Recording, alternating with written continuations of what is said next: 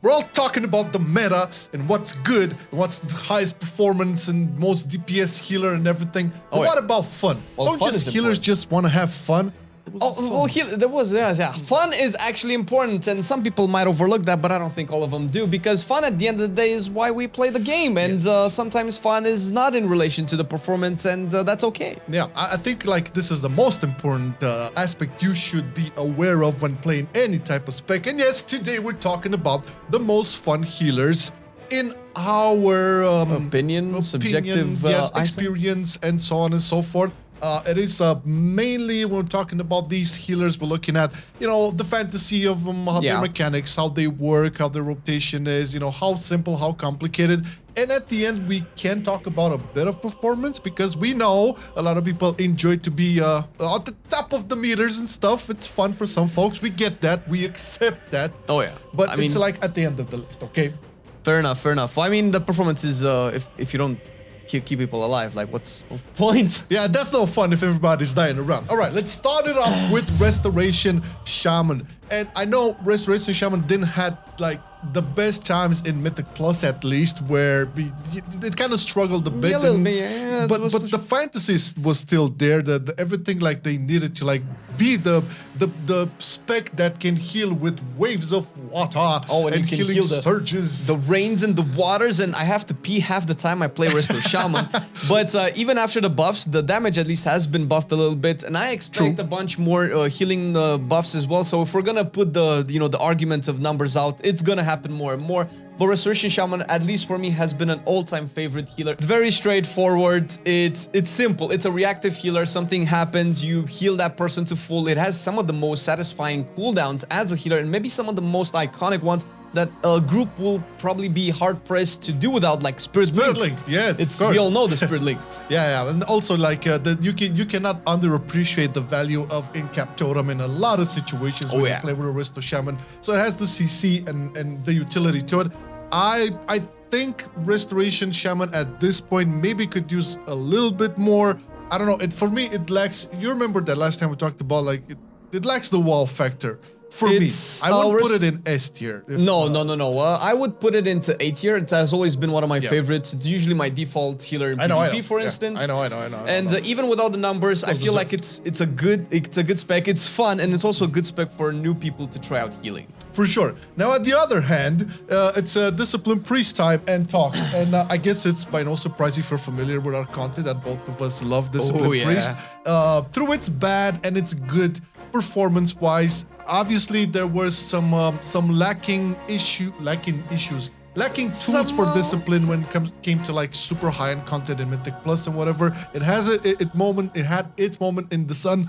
But I think now with the changes and the buffs, I can totally see it being a little up bit there. better. I mean, tuning can make or break a healer spec sometimes, because if the tuning is a little bit too low, and that's probably what happened with Discipline in the past couple of years, then it doesn't matter how fun it is if you just have to like spam like Shadowman. Like I wasn't a big fan of the Shadowman playstyle, so that kind of changed a lot in this time around with Dragonflight, where the playstyle is totally different. You still do Atonement, you have a lot of healing outside of Atonement as well, and you have some of the coolest fantasy for a healer, and especially in terms of Priest, you have the Holy and the Shadow side, and both have different styles of playing and different styles of delivering the healing, which is really cool. You can definitely choose one if you want to like dive deep into the lore of bending the void with the lights. Yeah, he's bending a lot, and I can tell you that the most coolest concept that could ever be done, just to simply explain why Discipline is so fun. So like if you like put attunements with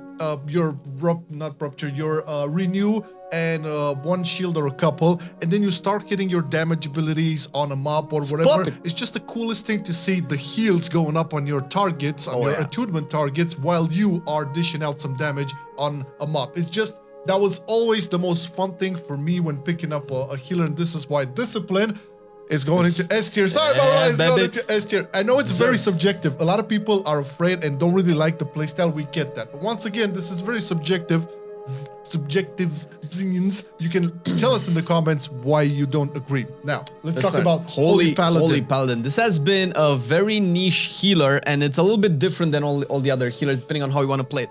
Like maybe some of the downsides that we can get into, so we can probably talk about the upsides, is that some of the best playstyles over the years kind of force you into melee and spamming Crusader Strike.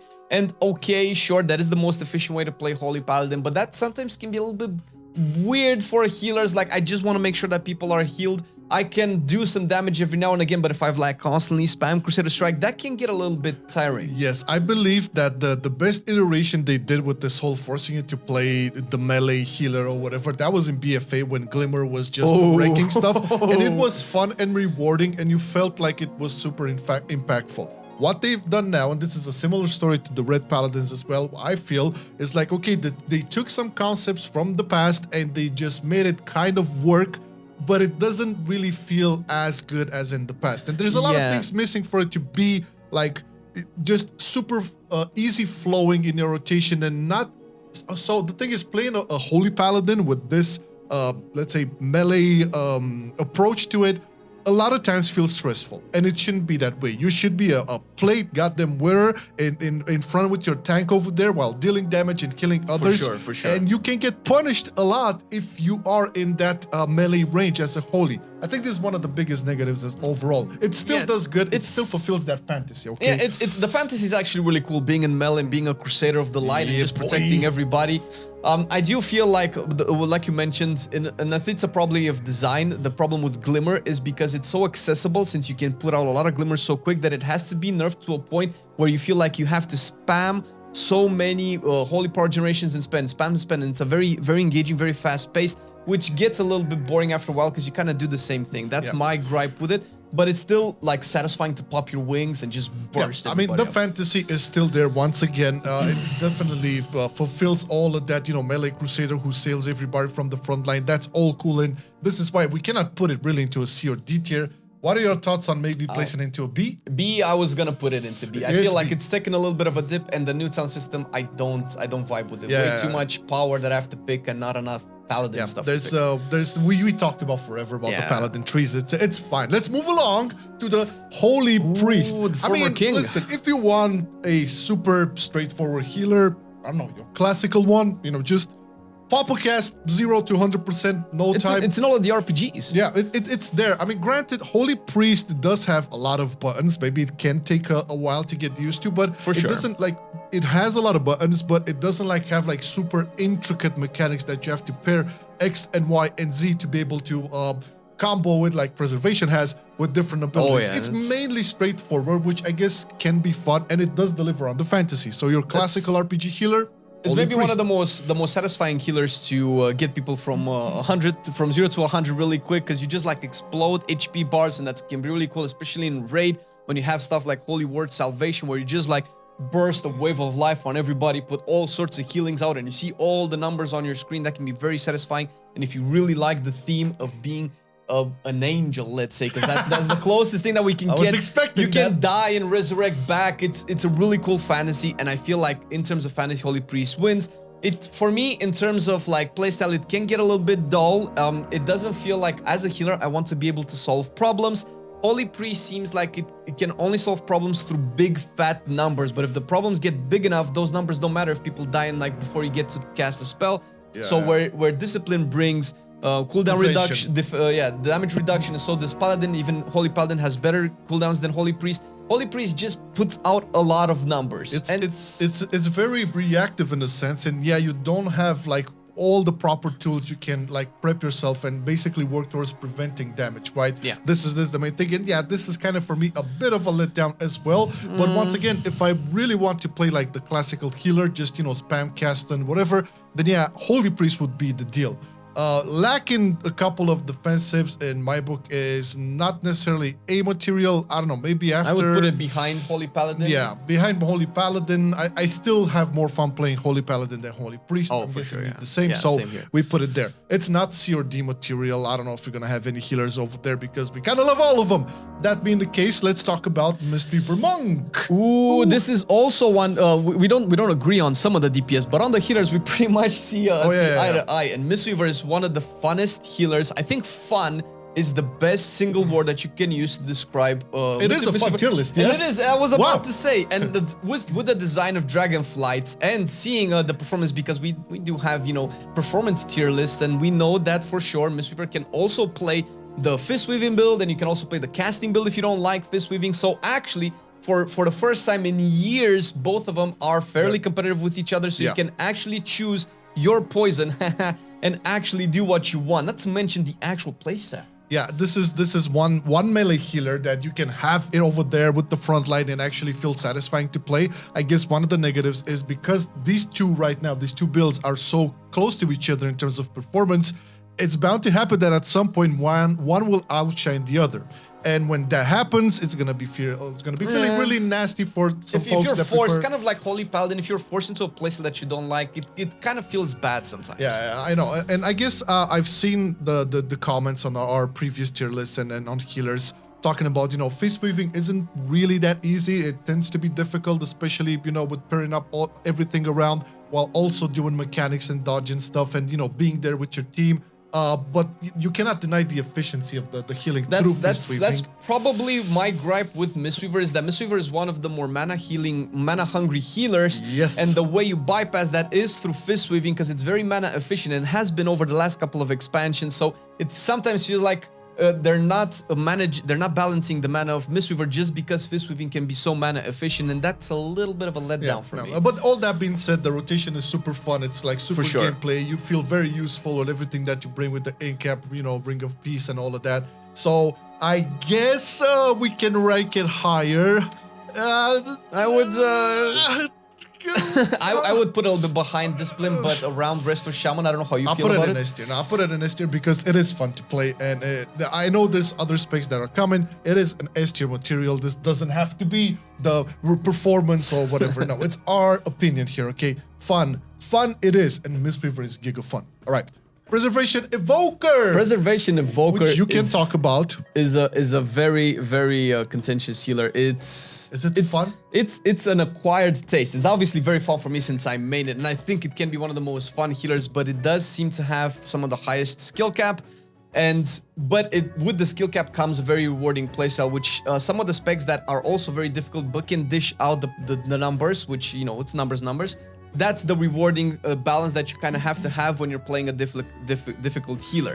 It obviously has some of the more, you know, different playstyles when it comes to time magic, when it comes to stasis and all of that. There's a lot of planning going around. So in terms of like a proactive healer, this is the king. It used to be Discipline and maybe Resto Druid, but Evoker kind of takes that cake where you kind of have to know what you want to do in about 20 seconds. And no actual healer has to plan that far ahead. And you're a dragon. That's it.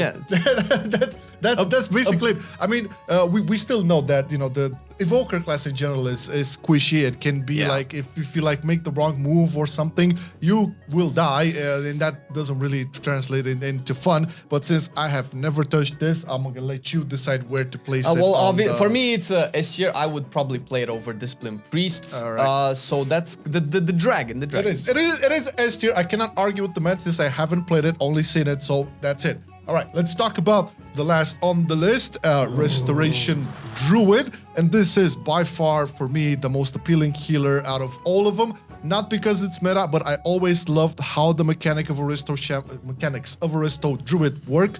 I love the fact that you can also, similar to like Discipline in a way where you can prep yourself for incoming damage and do other stuff, you know, while that healing over time bonanza goes along. Not to mention that traditionally Resto Druids were kind of known for like, oh my god, they don't have oh no, oh shit panic buttons, but they actually kind of do. You can top somebody from 0 to 100, maybe not to 100, but maybe 80%. Now you do with the new talent systems, with Nature Swiftness, with the rework of Nourish, whether or not you decide to play it or not. Resto Druid kind of takes the Evoker playstyle where you have to prepare a bunch of stuff, and also has a more rewarding and upfront and easier playstyle. But that aside, what does it for me with Resto Druid is its versatility. It can do everything, especially with the new talent system, where before choosing between like what kind of shape-shifting strengths you want to have, now you can probably have it all and even stronger. Like if you really want the defensives, you can put a lot of points into Bear. If you want to do a lot of damage, you can put it into Cat or into Boomy. and it's amazing. The amount of things that you can resolve with Resto Druid just kicks it out of the park. All right. So I would put it like at that top of the S tier, but I know you love preservation, so put it in front of preservation. Yeah. I feel like preservation is also being carried a little bit by the numbers because it's really satisfying. But if they ever nerf preservation, like Resto Druid has always been an all-time favorite of mine. Yes, mine as well. It's probably gonna be my first go-to healer because I have leveled my Druid. He's 70, and I cannot wait to start healing for it as well. So this is the list in terms of fun healers for us, all right? So we have Resto, Preservation, Discipline, Monk. This is S tier material for us in terms of fun. We have Resto Shaman in A tier, which doesn't mean it's not fun. It's just... I mean, it's A tier. It's not like it's bottom of the barrel. I mean, we love it. I know Flame always plays as Resto Shaman. It's like the first healer he goes to, like, when we do other types of content or whatever. And Holy Paladin and Holy Priest, what a shocker! The holies. The holies. Yeah, the holy I feel boys. so. For Holy Paladins, we talked about it, and in general, there's issues there with the talents. And again, it feels like the past has been brought into the present, but a little bit gimped.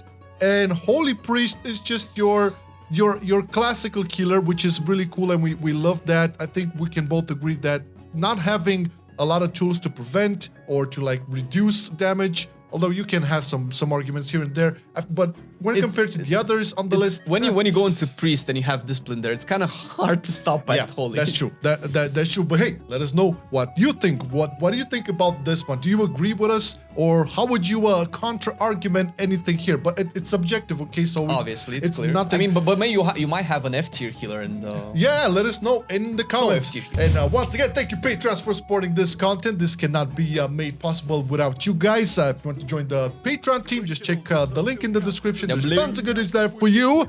And thank you for watching up until this point. Thank you very much. And very amazing feat to have. Not feast, feet. Beast. Feet, foot. All right, bye-bye. See ya. I've been loving it then, I still love it now. Still, I play WoW. Still, I play WoW. Getting better every day, let me show you how. Cause still, I play WoW. Still, I play WoW. It's getting harder to stay, but at the end of the day, it's a guilty pleasure, so just log in and play. Whether it's classic or retail, I'ma do a /bow. Still, I play WoW.